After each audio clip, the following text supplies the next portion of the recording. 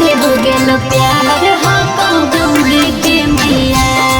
एगो छोड़ा से हो गेल प्यार हाँ गौरी के मैया।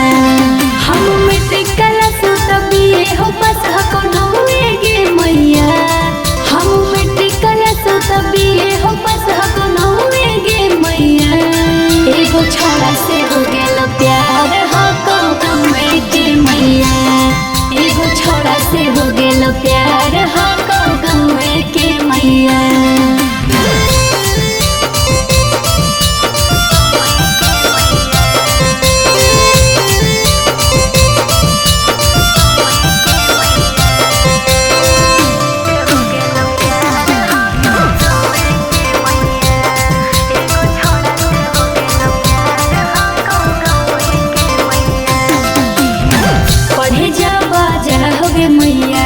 गया के कॉलेज आगे बड़ी विशाल गो मैया।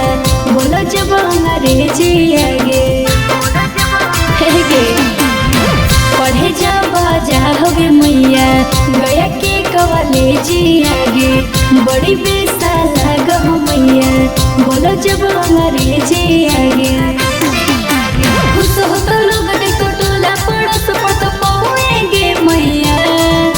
खुश हो तो लोग देखो टोला पड़ोस पड़तो पाएंगे मैया। एगो छोड़ा से हो गेल प्यार हाँ गौरी के मैया। एगो छोड़ा से हो गेल प्यार हाँ गौरी के मैया।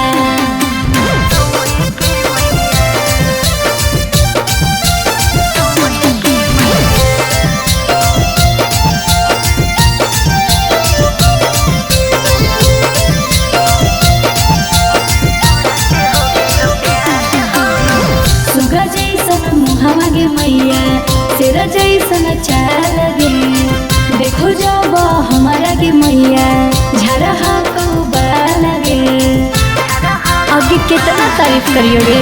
सुगा जैसन मुहावा गे मैया तेरा जैसन चाल गे। देखो जब हमारा गे मैया झरहा बाल गे। हको सासी के असर बोरिए के पास बन के छाऊंगे मैया। हको सासी के असर बोरिए के पास बन के छाऊंगे मैया। एगो छोड़ा से हो गेल प्यार हको गौरी के मैया। एगो छोड़ा से हो गेल प्यार हको गौरी के मैया।